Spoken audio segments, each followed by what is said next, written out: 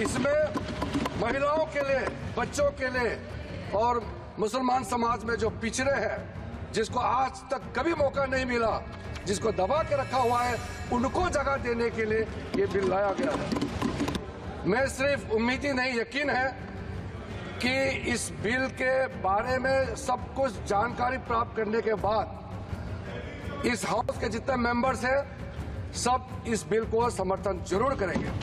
वक्फ विधेयक 2024 का समर्थन करते हुए अल्पसंख्यक मामलों के मंत्री किरेन रिजिजू ने कहा, इस विधेयक से किसी भी धार्मिक संस्था की स्वतंत्रता में कोई हस्तक्षेप नहीं होगा। किसी के अधिकार छीनने की बात तो भूल जाइए। ये विधेयक उन लोगों को भी अधिकार देने के लिए लाया गया है जिन्हें कभी अधिकार ही नहीं मिला।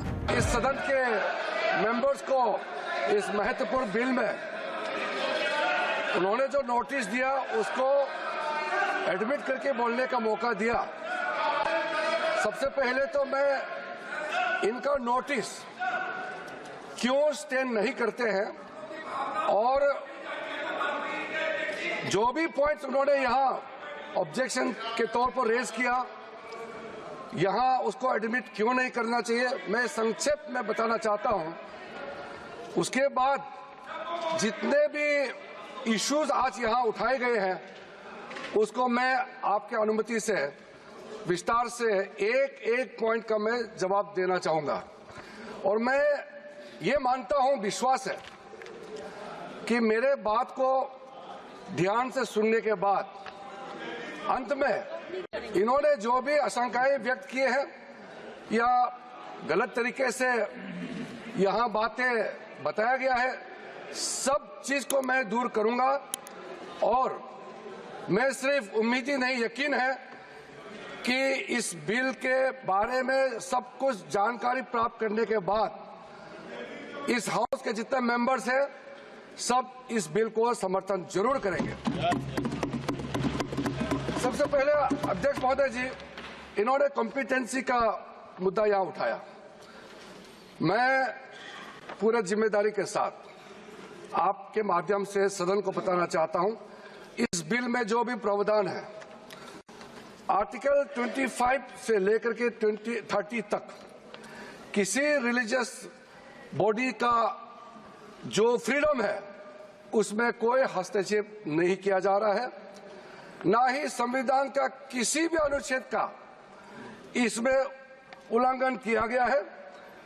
और अब सुप्रीम कोर्ट का एक केस का मैं हवाला देना चाहूंगा, Brahmchari versus state of West Bengal. इसमें सुप्रीम कोर्ट ने क्लियरली रिलीजियस डिनोमिनेशन के बारे में रूलिंग दिया गया है और उस रूलिंग के तहत वक्फ board doesn't fall within the purview of article 25 and 26 of the constitution of India. दूसरा सर, इसमें हमने जो ब्रॉड बेस किया है, किसी का हक छीनना तो बात छोड़ दीजिए, जिनको हक नहीं मिला है उनको हक देने के लिए ये बिल लाया गया है। इसमें महिलाओं के लिए, बच्चों के लिए और मुसलमान समाज में जो पिछड़े हैं, जिसको आज तक कभी मौका नहीं मिला, जिसको दबा के रखा हुआ है, उनको जगह देने के लिए ये बिल लाया गया है। और सर, संविधान के कंकरेंस लिस्ट एंट्री नंबर 10 और 28 में आज के जो विषय हम लोग चर्चा कर रहे हैं वो एंट्री 10 और एंट्री 28 में ये कंकरेंस लिस्ट में है। इसलिए ये पूरा लेजिस्लेटिव कॉम्पिटेंस इस सदन के पास है, भारत सरकार के पास है, इस सदन में ये बिल पेश करने का। अध्यक्ष महोदय जी, जैसे मैंने कहा है, सबका पॉइंट्स को मैंने नोट भी किया, बहुत अच्छी तरह से सबका कंसर्न को भी हमने नोट किया है। मैं बारी बारी से कहना चाहता हूं, सबसे पहले तो सर, ये वक्फ अमेंडमेंट बिल ये पहली बार इस सदन में पेश नहीं किया गया है। अंग्रेजों के जमाने से लेकर के उससे पहले का लंबा इतिहास में मैं नहीं जाना चाहता हूं, लेकिन आजादी के बाद सबसे पहले ये एक्ट लाया गया है 54 में सबसे पहले ये एक्ट लाया गया था। उसके बाद कई अमेंडमेंट हुए सर।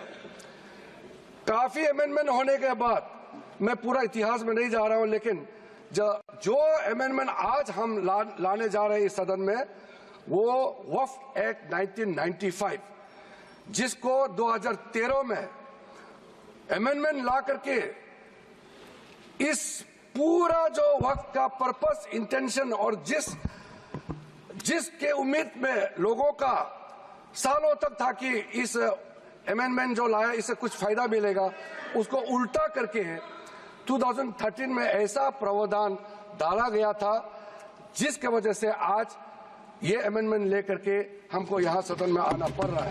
इसी तरह की तमाम खबरें और अन्य अपडेट्स के लिए बने रहिए हमारे साथ और देखते रहिए punjabkesari.com।